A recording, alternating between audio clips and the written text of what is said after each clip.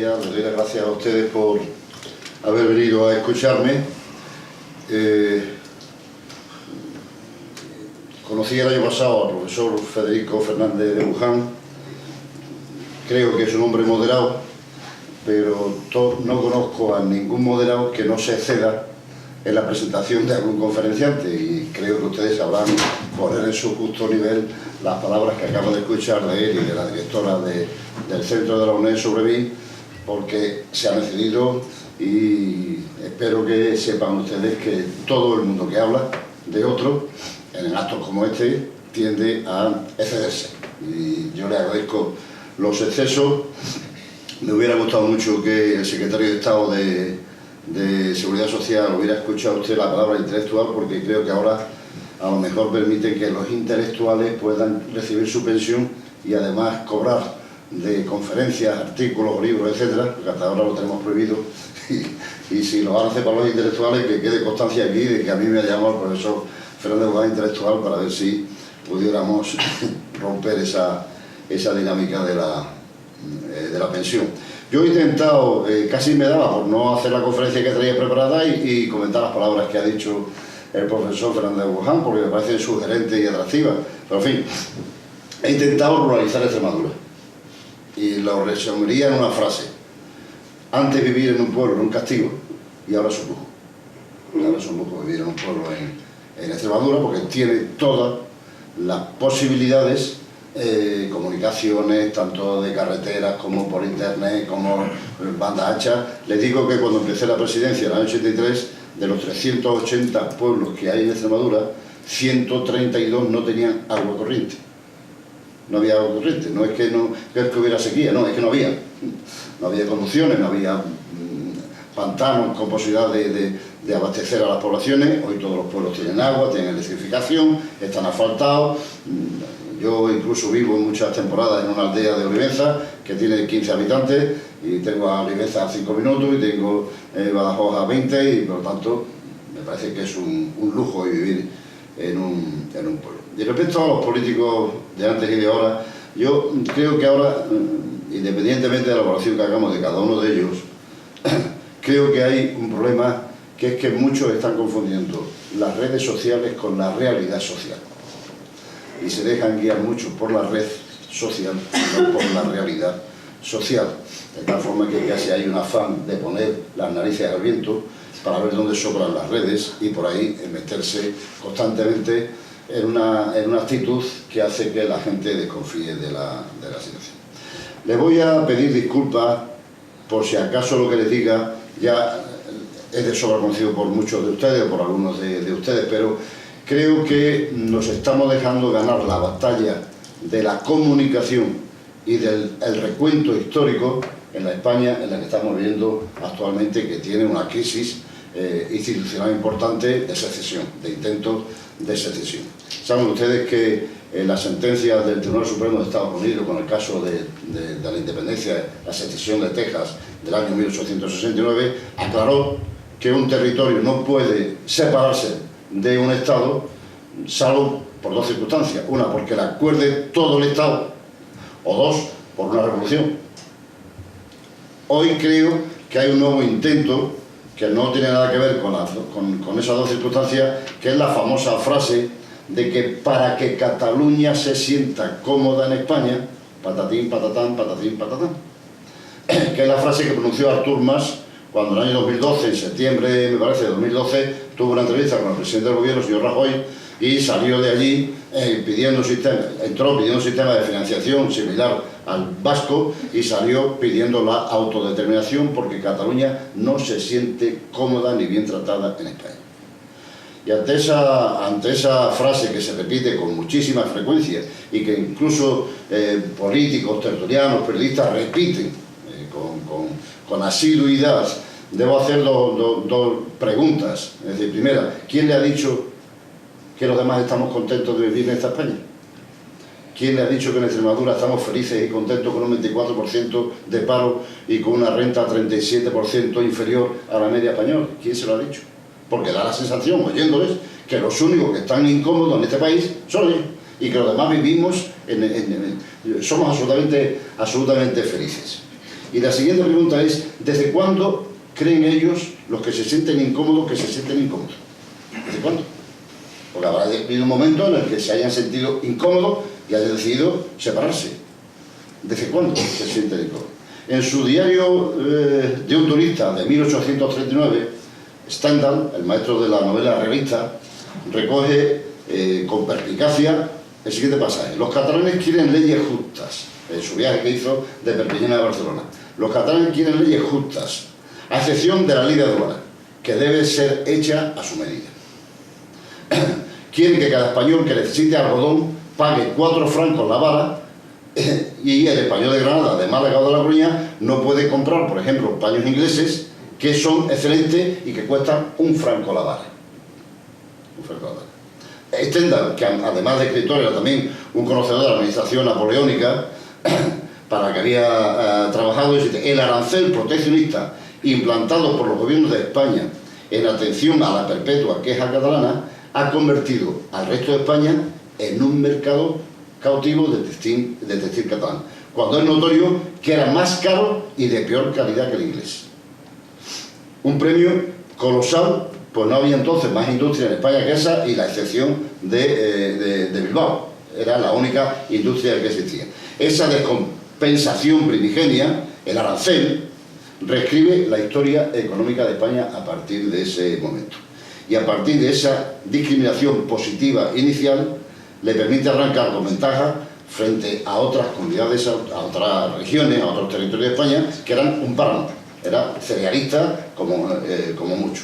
Cataluña va acumulando más y más como consecuencia del proteccionismo del nacionalismo español. Así que la economía catalana no es solo la consecuencia, la actual, no solamente la consecuencia del carácter emprendedor, que es el tópico que se sigue empleando, el carácter emprendedor de los catalanes, sino de los beneficios que el nacionalismo español aportó a la falta de competitividad de su industria. Ejemplos. La política proteccionista de Cánovas.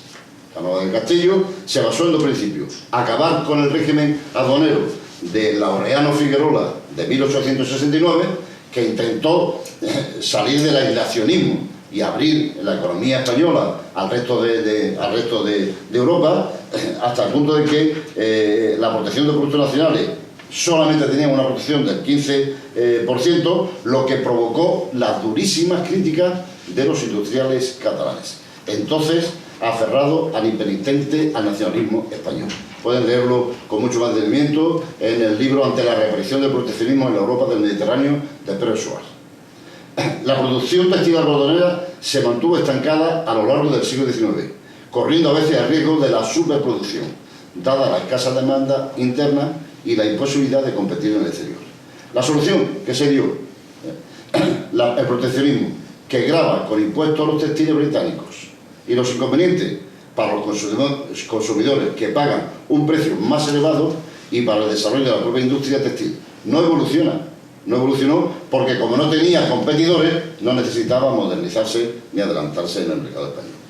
Pero no solo ese proteccionismo se basó en el mercado interior.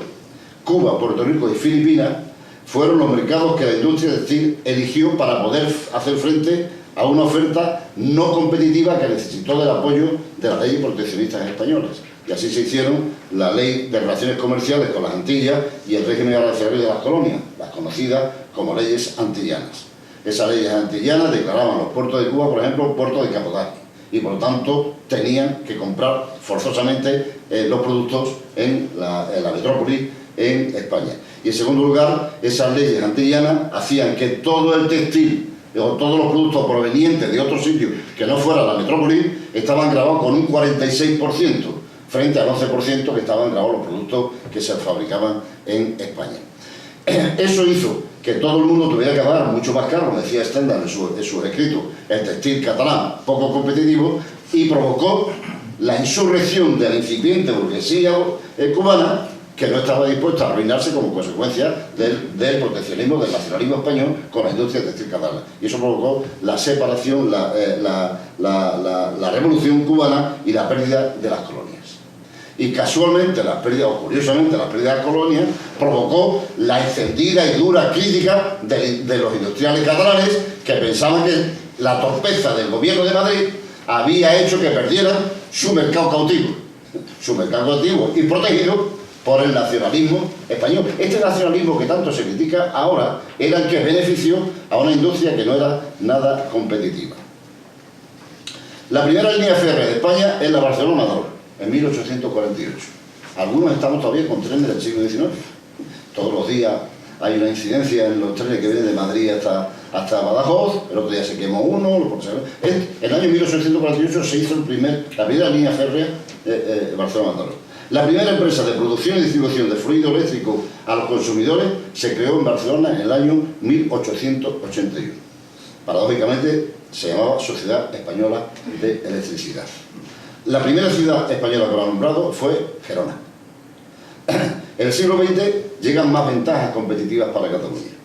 Con la llegada de la dictadura de Primo de Rivera, las cosas en la industria volvieron a su cauce proteccionista. Hubo un momento en que se abren los mercados, llega Primo de Rivera y vuelve a cerrarlos. No en vano, Primo de Rivera hace el pronunciamiento militar desde la Cámara de Comercio de Barcelona, rodeado de industriales catalanes. La política arancelaria constituyó otro estímulo para el desarrollo industrial catalán. La dictadura hizo suya la idea proteccionista de la burguesía industrial con la Ley de Protección Industrial. Convirtió a España en un espacio económico cerrado. No podían instalarse ningún tipo de industria que viniera de fuera. Y cuando el golpe de Primo de Rivera tuvo lugar, Cambó, el líder de la Liga Regionalista que había surgido como consecuencia de la inutilidad del gobierno de España a mantener las colonias, no dudó en exclamar que aquel era el único dulce que había podido paladear en un año tan amargo. El mismo autor sigue diciendo: la euforia con que las cámaras de comercio e industria de Cataluña dieron la bienvenida al dictador fue ampliamente recompensada con paz social y con los aranceles más altos de Europa. Se puede ampliar esto que acabo de decir en un libro de Solomon Ben-Ami, hacia una comprensión de la dictadura de Primo de Rivera. Vino Franco, y la victoria de Franco en la guerra civil supuso una ruptura con la historia económica de España, sin duda la más brutal que se dio en el siglo XX. La burguesía catalana fue considerada por algunos sectores del nuevo régimen históricamente culpable, lo que llevaría a esa burguesía, por una parte, a constantes y reiteradas adhesiones al régimen e incluso a despreciar la lengua catalana y seguir hablando volver a hablar la castellana. Las manifestaciones de gratitud hacia el régimen restaurador de la dictadura de Franco se repetiría durante los primeros años 40 en todas las organizaciones patronales catalanas.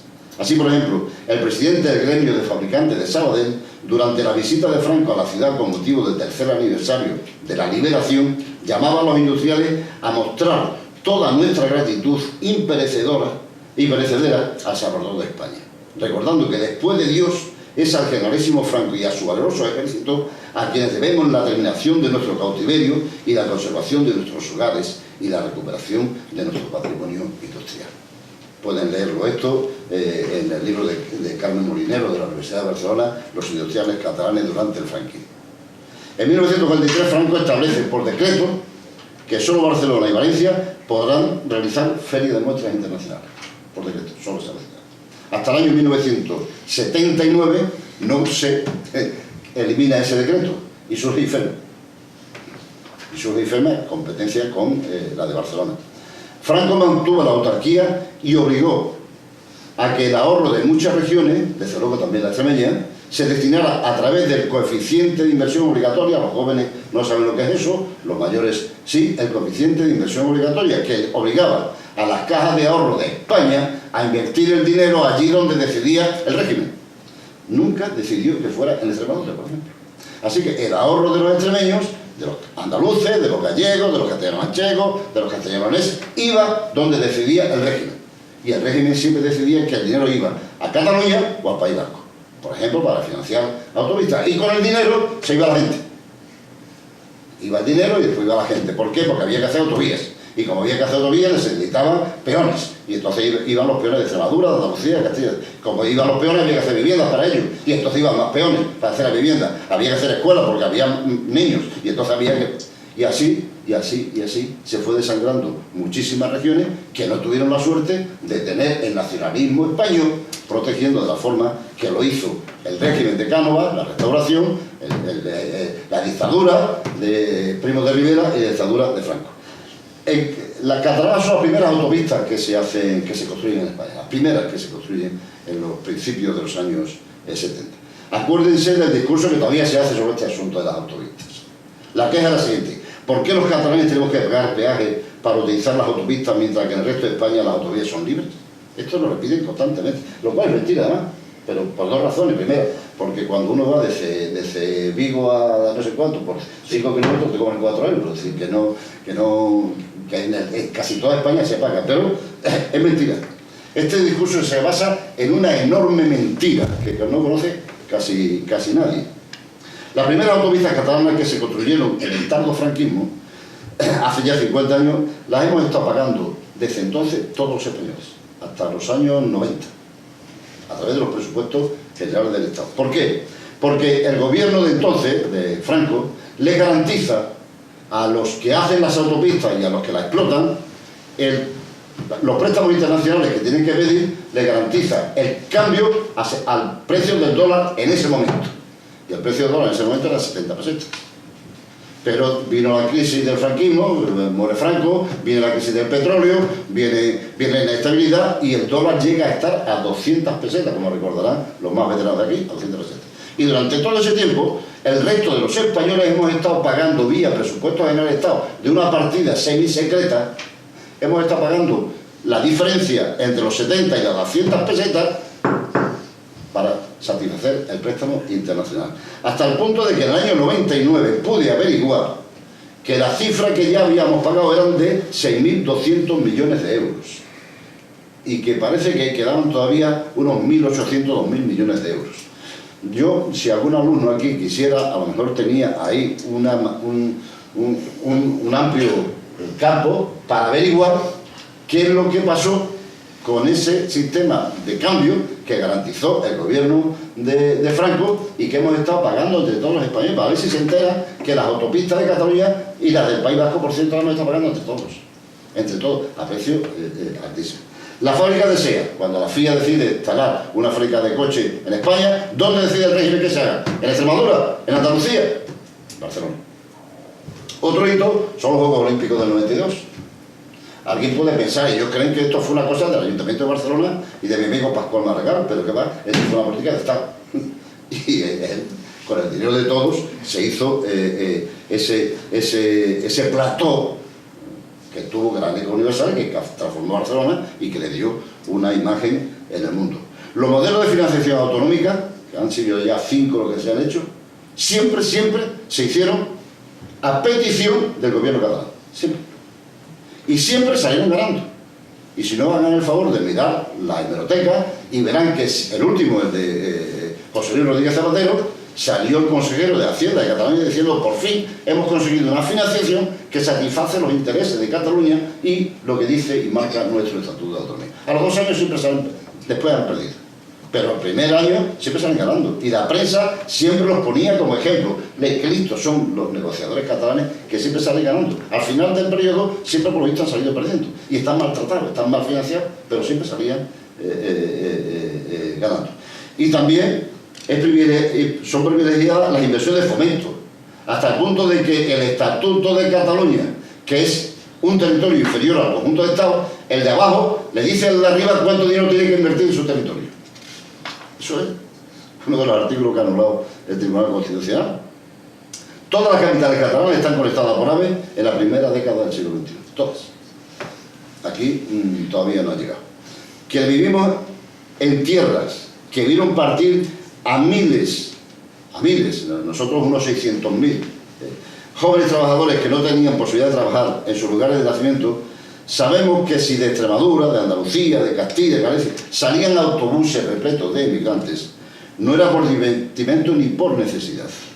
Los pobres, y los más pobres, huían de los territorios más desprotegidos, abandonados y mancillados por una política que desde la Restauración y pasando por la dictadura de Primo de Rivera y de Franco, premió a unos y castigó a otros. Otros territorios fuimos los paganos de esas políticas proteccionistas. Para la gran mayoría de los españoles resulta insultante que la burguesía catalana, que está usando como fuerza de choque a jóvenes de segunda y tercera generación de inmigrantes, véase el señor Rufián, el ejemplo más acabado de lo que digo, reclame la independencia y pretenda desligarse de un Estado que ha gozado y goza de privilegios y hegemonía como nunca ha ocurrido en ningún otro territorio. Lo más parecido se llama País Vasco con su sistema de cupo. Al grito de España nos roba, que es el segundo grito que permanentemente se da allí, han conseguido llenar de fantasmas la mente de muchísimos jóvenes de segunda y tercera generación de la zona de España a las que se les robó lo que mejor que tenían, que era su gente. Seguro que cuando dicen España nos roba, están pensando que no están pensando que los ricos le roban a los pobres. Cuando dicen España nos roba es que los pobres roban a los ricos. Y digo yo, ¿cómo de ricos serán para que llevando tantos siglos robándole, ellos sigan siendo ricos y nosotros sigamos siendo pobres? Es que no me entra en la cabeza. ¿Desde cuándo creen que se les está robando? ¿Desde Felipe V, desde Cánovas, desde Primo de Rivera, desde Franco? ¿Desde cuándo? Porque a lo largo del periodo franquista, Cataluña, que empezó con una población, cuando Franco da golpe, de 2,9 millones de habitantes, llegó a acumular 1,5 millones más gracias a los inmigrantes originarios de Andalucía, de Extremadura, de Castilla, de Galicia. 1,5 millones más. Cuando llegan las libertades económicas y se termina con los aranceles, el coeficiente de inversión obligatorio se quitó en el año 81-82. En el año 81-82. España logra crear, contra todo pronóstico, la mayor multinacional textil del mundo. Lo lógico sería que la mayor internacional textil del mundo estuviera donde el textil ha tenido ese proteccionismo. No, está en La Coruña. En La Coruña. El otro día vendieron Codorniu a un grupo norteamericano, Freixenet también. Es decir, la industria catalana no desaparece, sino que está cambiando de mano. La burguesía catalana, entretenida en estas cosas, está permitiendo que la industria catalana esté pasando de manos autóctonas a manos extranjeras. Según la serie histórica de desarrollo regional de Julio Alcaide, para el Banco Bilbao Vizcaya, en 1930 la primera comunidad en PIB por habitante era el País Vasco y la segunda Cataluña. En el 2017, que son los últimos datos que se han publicado, Madrid es la primera, País Vasco la segunda, Navarra la tercera y Cataluña la cuarta. Claro que si repasamos la historia, recordamos que la llamada izquierda independentista, lo cual será de bofetada, no se puede ser de izquierda e independentista catalana, aprovechó la proclamación de la Segunda República del 14 de abril de 1931, de lo que seguramente les habrán hablado el profesor Cuenca, para declarar unilateralmente la independencia de Cataluña, de la que desistió cuando Azaña le promete que se va a hacer el Estatuto de Autonomía, que se aprueba en el 34, 7 de octubre, liderados por la Esquerra Republicana de Cataluña. Se condena y después en el año 34, el 7 de octubre, repito, se proclama Estado la República Catalana y se condenó a los miembros de la Generalitat a 30 años de reclusión. A 30 años, es decir, que la República en ese momento no tuvo los complejos de aplicar 155 de la forma que se aplicaba. Sencillamente metió en la cárcel a los sediciosos con 30 años, que después fueron amnistiados cuando el Frente Popular gana las elecciones en el año 36. Azaña cuenta en sus escritos, en la velada de Benicarló y en otros muchos, las traiciones que la Generalitat hizo a la República Española. Y de nuevo la película ya vista. Vuelve a acabar el trigo. Estamos en democracia y en un sistema descentralizado. A los independentistas parece que no les gusta ocupar el cuarto lugar. Estaban acostumbrados a ocupar el primero o el segundo. El cuarto ya parece que no lugar. Para que da la sensación que la democracia y la descentralización les sienta mal a la burguesía catalana, que estaban mucho mejor cuando había dictadura y cuando España era un país centralista. Cuando ha habido descentralización, los demás territorios han aprovechado la primera oportunidad que se les ha dado para poder desarrollarse y resulta que los que eran los primeros ahora mismo están los cuartos o están los sextos. Ya sabemos que las propuestas de reformas constitucionales para que Cataluña se sienta cómoda en España están destinadas al fracaso. Porque han dicho o independencia o nada. Se ha criticado mucho al presidente del gobierno anterior, el señor Rajoy, de que no hablaba con... ¿Qué se puede hablar con alguien que dice, oiga, yo quiero que me reciba usted para fijar la fecha del referéndum de independencia? Se puede hablar poco. Se puede hablar poco. Y me imagino que el día 11, cuando se reúna el presidente Sánchez con el señor Torra, pues van a hablar poco. Salvo que volvamos a las andadas, salvo que volvamos a conceder los 48 puntos, menos el 1, que es el del referéndum, y volvamos de nuevo a que se beneficien del proteccionismo español aquellos territorios que están incómodos de vivir en nuestro país. No sorprende que un nacionalista, a mí no me sorprende, se sienta incómodo, pero sí me preocupa muchísimo y me enerva que ahora que disfrutamos de un verdadero sistema democrático, de un régimen en el que por primera vez caben todos, los ricos, los pobres y los del medio, los catalanes y los vascos, con sus singularidades, los gallegos, los andaluces y los extremeños con la suya, los de izquierda, los de derecha, los creyentes, los ateos. Esta es la España por la que yo peleé, y por la que peleó muchísimos catalanes. Esta es la que queríamos. Y este fue el acuerdo que hicimos en el año 76, cuando hicimos el pacto institucional para intentar convivir en paz, que era que la izquierda renunciaba a la revolución, al marxismo, a la república, y al cambio aceptaba un sistema democrático, que hubiera libertades, al estilo que ocurre en Europa. La derecha de entonces renunciaba a la dictadura y aceptaba un sistema democrático a cambio de que no pasáramos la página de la historia para atrás, sino que fuéramos para adelante. Y los nacionalistas aceptaban el reconocimiento de sus hechos singulares, de su lengua, de su cultura, y una descentralización política y administrativa, y a cambio renunciaban a la dictadura.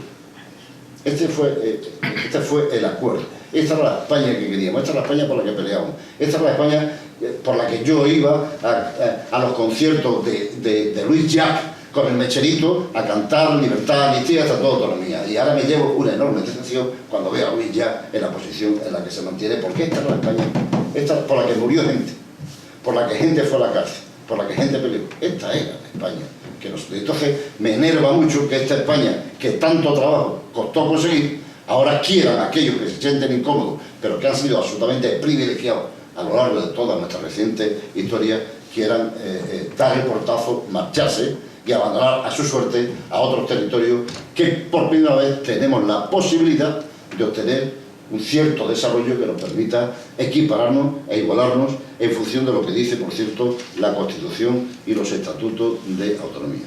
¿Significa lo que acabo de decir que yo reniego de cualquier tipo de reforma? No, yo no reniego de cualquier tipo de reforma, y creo que habría que intentar darle una visión a la Constitución, porque estamos 40 años después con una situación que no se parece mucho a la situación que había en el año 1978. Es una situación distinta. España es una nación de ciudadanos, y por lo tanto de ciudadanos con los mismos derechos, vivan donde vivan. Para gestionar esos derechos decidimos hacer un Estado descentralizado, y que fueran las autonomías y los municipios y el Estado los que garantizaran esos derechos. Pero cuando decidimos descentralizar el Estado, no solamente estábamos buscando eficacia, estábamos buscando también igualdad. Si resulta que la descentralización provoca desigualdad, yo no hubiera apostado por esto. Yo aposté por este sistema porque me parecía que era un milagro para mi tierra. Pero si ahora resulta que tiene que haber privilegios para que haya ciudadanos de primera y ciudadanos de segunda, no estoy dispuesto. Porque este no era el pacto, este no era el acuerdo, y esta no era la Constitución que nosotros habíamos hecho. El caso de Europa es muy ilustrativo. Es decir, Europa se reúne en 27 jefes de Estado y de gobierno, y nadie pregunta cuándo usted fue nación, o usted, que es muy pequeño, Letonia tiene menos derechos que Alemania, que es muy grande. No, se juntan todos y tienen todos los mismos derechos, las mismas normas, las mismas obligaciones y los mismos derechos. Ese es el modelo español. Es decir, oiga, ¿usted qué viene? ¿Desde dónde? ¿Desde Felipe V? Pues me da igual, como si viene desde antes de ayer, ¿qué más da? Es una Constitución a la que iguala los derechos de todos los ciudadanos. España es una nación, y desde la Revolución Francesa para acá, como saben ustedes mejor que yo, nación es frontera, moneda, ejército, burocracia, pasaporte, etcétera, etcétera. Eso es España. Y todos los que formamos parte del Estado hicimos posible que este Estado se constituyera, y no hubo ninguno que se adhirió después. No hubo ningún territorio español que diga que cuando ya estaba constituido el Estado, yo me uní. Y como pasó con Irlanda, pues me puedo separar, o como pasó con Escocia, pues ahora me separo, porque yo hasta el año 1700 y pico era Estado, era una nación, era un reino, y por lo tanto si me uní, teóricamente debería tener, aunque el Tribunal Supremo de Estados Unidos dice que no, teóricamente podría tener la decisión de separarme, pero es que usted no se unió, nadie se unió aquí. Es decir, el Estado fue surgiendo con todos. Por tanto, no hay nadie que pueda argumentar que en un momento determinado... Bueno, Cataluña en un momento se fue con Francia. Duró 9 años, porque aquello sí que era el centralismo y no lo que había en la época de Europa. Nosotros, cuando hicimos la Constitución, no estábamos en Europa, no estábamos en la Unión Europea, ahora estamos en la Unión Europea. Y muchos de los derechos que la Unión Europea garantiza tienen que llevarlos a efecto las comunidades autónomas. La sanidad, la educación, eso lo llevamos nosotros adelante, las comunidades autónomas. Luego, cada vez que Europa dicta políticas que tienen que llevar adelante las comunidades autónomas, parecería sensato que las comunidades autónomas no sean informadas a posteriori, sino que las comunidades autónomas puedan estar en el sitio donde se discute para que las decisiones se tomen en función también de los planteamientos que hagan aquellos que tienen la obligación de ejecutar. Y tiene que haber coordinación. Este sistema yo creo que ha sido un gran éxito, pero le falta coordinación. Es decir, la administración central y las administraciones autonómicas han ido en paralelo. No hay punto de contacto. Un punto de contacto es el Senado. El Senado, es decir, yo escribí un artículo un día que decía el Congreso es el Senado y el Senado no es nada. Porque en el Congreso están mucha gente hablando de su territorio. Usted tiene que ir al Senado. Por eso yo no solamente defiendo lo que plantea Ciudadanos del 3%, llevo 20 años defendiendo el 5% como techo mínimo para poder acceder al Congreso de los Diputados. 5%. Que por cierto es lo que ocurre en los ayuntamientos. Es decir, no es antidemocrático el sistema. ¿Por qué? Porque eliminas a los representantes de los territorios. Yo no he oído nunca al canario hablar de Extremadura o al catalán hablar de Andalucía. Y yo creo que los representantes que están allí, los diputados, son representantes de la soberanía nacional. Y no se puede estar constantemente... ¿Qué medio tiene Canarias para que todos los años se lleve un pellizco importante en los presupuestos generales del Estado? Porque tuvo la suerte de tener un diputado que hace falta para aprobar los presupuestos, ¿no? Me parece sensato, ¿no?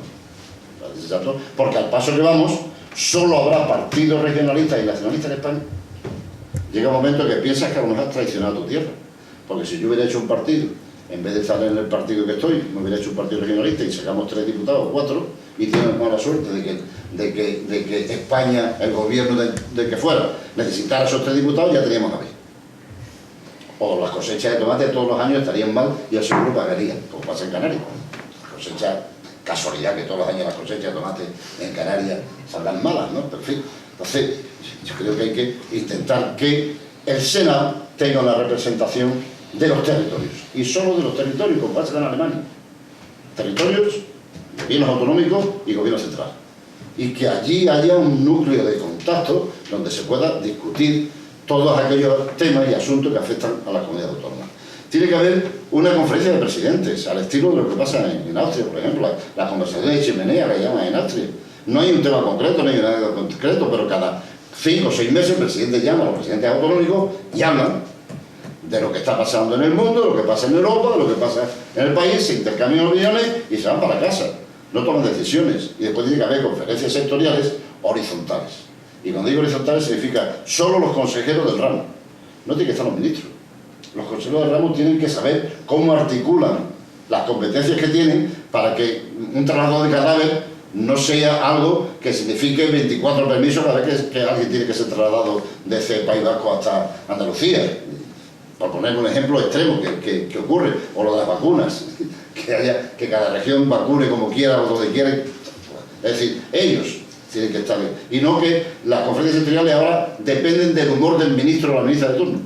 Si el ministro es simpático y agradable y le gustan las autonomías, convoca. Si no le parece disparate, no convoca nunca. Bueno, tiene que haber sitios donde pueda confluir. Y después tiene que haber un cierto replanteamiento de la justicia y de las fuerzas y cuerpos de seguridad del Estado. Cuando se hizo el Estatuto de Autonomía, ni había... es decir, cuando se hace la Constitución y se crea el Senado, no hay autonomías. Es decir, el Senado no se hace pensando en la autonomía, porque hoy desapareciera el Senado y las autonomías seguirían funcionando igual que ahora. O desaparecían las autonomías y el Senado seguiría funcionando igual que ahora. Es decir, no se pensó. Pero tampoco había cuando se hace las leyes sobre la justicia, tribunales superiores de justicia, etcétera, de las comunidades autónomas, no hay autonomías. Y hoy tenemos tribunales superiores de justicia de todas las comunidades autónomas presididas por un presidente que es un magistrado de cierta solvencia y profesionalidad, más 3 magistrados que están a la espera de que algún político se corrompa para poderlo juzgar, porque tiene como misión solo juzgar a los políticos. Y el Tribunal Supremo está colapsado, lo cual habrá que intentar hacer para que los tribunales superiores de justicia coadyuven a que la justicia sea más ágil, pueda haber recursos solo ante el Tribunal Superior de Justicia de cada comunidad autónoma, en fin, darle un papel. Pues las fuerzas y cuerpos de seguridad del Estado están pensadas para un Estado centralista, pero no están pensadas para el Estado descentralizado que vemos en las películas americanas, donde hay una policía federal para los grandes temas, los grandes crímenes, etcétera, y después hay una policía local dependiente del presidente de la comunidad autónoma, del gobernador del Estado correspondiente o de los alcaldes.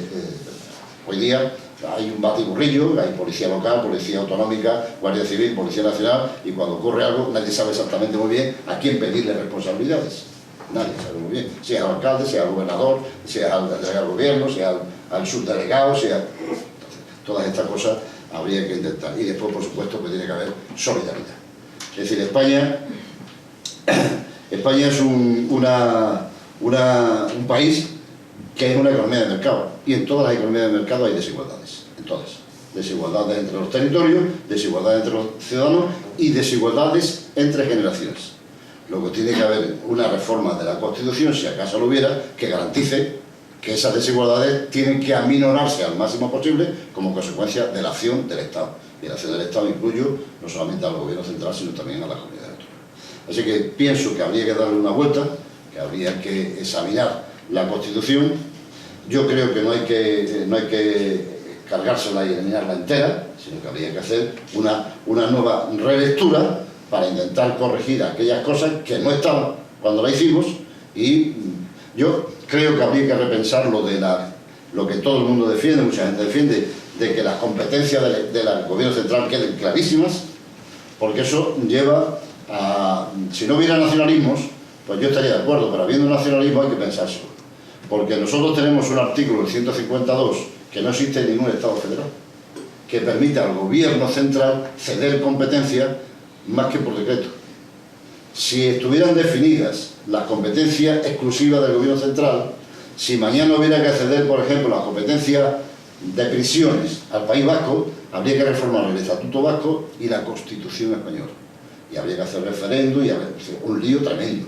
Por lo que la reforma de la Constitución, el lío que tiene que ser por mayoría de 2/3, disolución de las cámaras, referéndum, nuevas elecciones, nueva votación por 2/3, y es un lío. Sin embargo, el 152 posibilita, por ejemplo, que Cataluña tenga instituciones penitenciarias, de los cuales se van a beneficiar algunos, seguramente, como consecuencia, simplemente una cesión. Es decir, está hecho con una cierta visión de que mañana alguien puede pedir una competencia que pareciera lógica que la tuviera y no hubiera que hacer una reforma de la Constitución y de los estatutos para que esa competencia pudiera llegar a esos territorios. La otra opción es cerrarlo todo. Y cerrarlo todo en estados muy consolidados. Seguramente funciona, y funciona bien en Alemania, pero en estados poco consolidados yo creo que cada cosa hay que pensársela 2 veces, porque lo más fácil muchas veces es ir por el camino fácil, pero como decía Churchill, algunas veces o siempre las cometas vuelan más alto cuando van contra la ella. Así que muchísimas gracias. Yo estoy a su disposición por si quieren formular algún tipo de pregunta.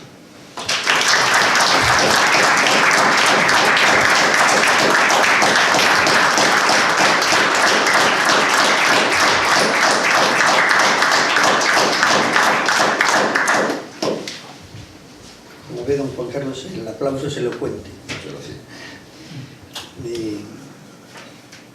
Yo cuando intervine intentando presentarle, decía que le necesitábamos en la política española, y yo me atrevo a pedirle, que creo que no es necesario, no deje de hacer lo que hace, no deje de decir lo que dice. Queda abierto el debate. Yo, frente a aquellos que nos llaman vieja guardia, yo prefiero llamarme reservista. Por si acaso. Queda abierto el debate para... cualquier cuestión que quieran plantear. No se puede hablar más claro. Creo que es que nos hemos dejado ganar la batalla de la historia. Es decir, estas cosas, seguramente todos ustedes sabían, y por eso les pedía disculpas desde el principio, pero muchísima gente no lo sabe. Por ejemplo, la gente que tiene 25 años, mi hija con 27, esto del coeficiente de inversión obligatorio no tenía ni idea. Ni idea de que era obligatorio que el dinero fuera donde decía ellos están acostumbrados a una economía libre de mercado, etcétera y tal, y no como cuando una vez iba a pescar con mi hija con 7 años por ahí y íbamos por un camino, y ¿esto qué es? Digo, esto era la carretera que iba a Madrid. Sí, hombre, esto va a ser la carretera que iba a Madrid. Y mi hija cree que la autopista esta desde toda la vida, ¿no? Desde el año 98, 99. Entonces, esta historia cobra fuerza entre... Es decir, hoy cualquier tertuliano que hable de financiación autonómica dice que Cataluña está más financiada. Lo dicen. Porque es lo que han oído.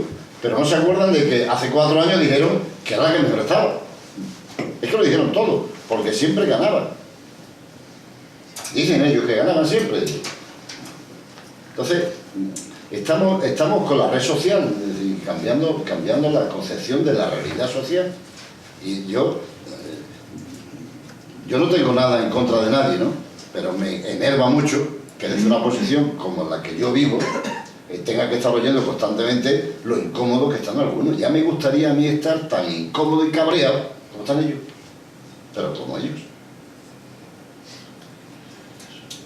Desde su gran experiencia, ayer le preguntaba a un alumno, al profesor Cuenca, cómo veía el futuro. Le hago esa pregunta. Él contestó que con pesimismo. ¿Usted? Pues yo lo veo también con muchísimo pesimismo. Con muchísimo pesimismo. Es más, le puedo asegurar que si esta situación se hubiera planteado hace 30 años, seguramente hoy yo no podría estar aquí dando una conferencia. Porque seguramente hubiera estallado el asunto por el sitio que hoy no estalla, gracias a que tenemos un ejército radicalmente distinto del que había. Pero es bastante penoso que haya ya gente diciendo esto con Franco no pasaba. Porque con la dictadura estas cosas no se planteaban. Es verdad que la dictadura es durísima y que si en Barcelona tú decías Visca Franco te metían en la cárcel, primero por decir tonterías, segundo por decir en catalán. Pero yo no lo veo con mucho optimismo porque tengo la sensación de que ellos tienen las cosas bien claras y el resto del país no lo tiene tan claro, sobre todo los gobernantes. El haber denostado las mayorías absolutas tiene consecuencias. Entonces, ahora se queja la gente de que el presidente del gobierno ha pactado con no sé cuánta gente. Es que no se puede ser presidente del gobierno si no pacta. Porque esto cada día, es decir, 4 partidos, tiene la ventaja de que hoy tú puedes elegir, es decir, que ahora el que votaba a PP ahora tiene más facilidad de decir, pues voy a votar a Ciudadanos. Y el que votaba a PSOE puede votar a Izquierdonista, a Podemos. Porque antes el paso era brutal, es decir, de PSOE a PP, ahora tienen más posibilidades, Por lo tanto, democráticamente está mejor. Pero al mismo tiempo, tú no controlas nada. Porque antes, cuando el gobierno gobernaba con mayoría absoluta, este era el programa y esa era su obligación para cumplirlo. Y si no, tendría que explicárselo a los ciudadanos por qué no lo cumplían. Pero ahora no. Ahora, cuando Pedro Sánchez gana la moción de censura, todos los españoles preguntamos, ¿qué va a pasar?